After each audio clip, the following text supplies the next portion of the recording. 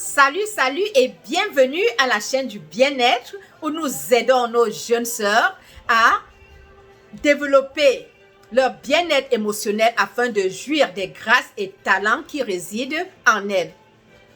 Alors, pour vous qui êtes là pour la première fois, je vous souhaite la bienvenue et vous invite à cliquer sur le bouton de notification pour être informé de nos prochaines vidéos. Moi, c'est Maman Brigitte Monté, plus affectueusement appelée Mamo. Alors, je vous dis de tout cœur, merci, merci, merci. Je vois comment notre plateforme est en train de grandir. Ça me laisse comprendre que vous êtes en train de faire un travail fabuleux. Alors, je vous dis merci. Continuez, aimez, partagez. Et ensemble, nous allons transformer des vies. Nous allons apporter un plus à la société.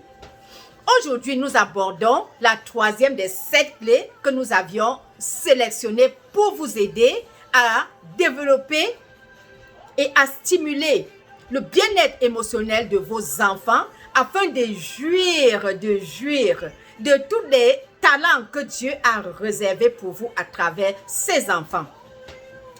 Et comme un adage nous dit, pour bien aimer quelqu'un, il faut le connaître. Nous allons nous appuyer sur cet adage, sachant que l'enfant ne choisit pas son parent et que l'enfant découvre à sa naissance qui sont ses parents. Ce fait l'oblige à ne pas choisir aussi le cadre de vie où il passe son enfance. Ce qui fait que chaque enfant, selon que la nature lui donne, passe une enfance différente des uns des autres. Et ce fait qu'ils ont une enfance différente affecte leur devenir positivement ou négativement. Et c'est cette recherche que je vous invite à faire pour mieux connaître qui est votre conjoint ou qui est votre conjointe. Alors, gardez l'écoute. Ce travail consiste à aller vous renseigner de comment est-ce que votre conjoint ou votre conjointe a passé sa vie d'enfance. Ça va vous aider à mieux connaître qui est votre conjoint ou votre conjointe. Pour vous orienter et pour vous guider, les sept cadres de vie que j'ai eu à sélectionner pour vous sont les suivants. La première, concerne les enfants qui ont grandi avec leurs 2 parents sans problème peinard. Le deuxième consiste les enfants qui ont grandi dans des foyers polygamiques où le papa a plus d'une femme. Et nous savons la compétition qu'il y a entre les mamans dans les foyers polygamiques et les répercussions sur les enfants. Le troisième concerne les enfants qui ont grandi dans des cadres avec des parents adoptifs. C'est-à-dire que à l'absence de leurs parents géniteurs, nous savons ce que ça fait. Le quatrième cadre concerne des enfants qui ont perdu un parent dans leur enfance, des enfants orphelins. Nous savons ce que ça fait, surtout quand un enfant perd sa maman à son jeune âge. Le 5e cadre concerne les enfants qui ont subi le traumatisme du divorce des parents. Le 6e point concerne les enfants qui ont grandi dans un cadre où le papa était colérique et alcoolique.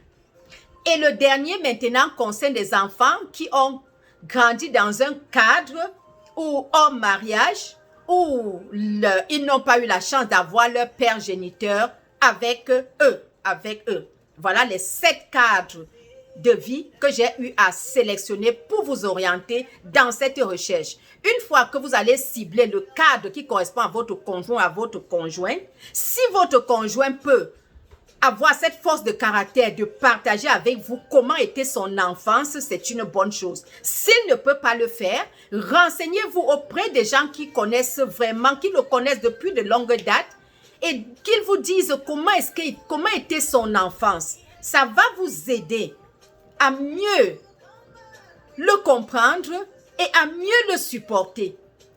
À mieux savoir que s'il commence à afficher des comportements, vous lui ferez savoir à partir de ce fait que vous savez déjà l'importance du bien-être émotionnel dans le couple et dans le devenir des enfants. Vous allez utiliser votre force de caractère dans votre intimité pour lui dire, chérie, vraiment, cette qualité, ce comportement ne nous profite pas. Tu vois, on connaît ce que c'est que le bien-être émotionnel. Alors, faisons un effort de rejeter, gardons un esprit positif pour vraiment transmettre un bon exemple à nos enfants. Voilà le but de ce travail.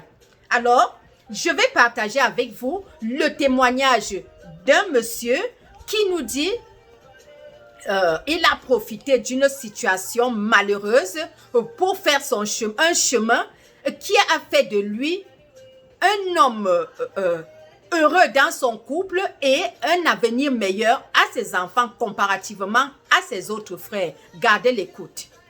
Le monsieur nous dit qu'il est né d'une famille de 5 enfants, mais qui n'ont pas eu la chance d'être élevés par leur maman. Leur maman est morte quand ils étaient encore tout petits. Le papa, ne pouvant pas les élever seul, comme il le dit, directement après la mort, le décès de leur maman, a épousé une deuxième femme. Ce qui a fait un choc dans la famille et un traumatisme pour ses autres frères, au point où ils ont développé une haine vis-à-vis de cette femme et de leur papa. Mais il lui dit que lui, par contre, il était neutre et s'est replié vers la deuxième maman. Cette deuxième maman, voyant son caractère, l'a donc accepté et chemin faisant, il a eu son bac.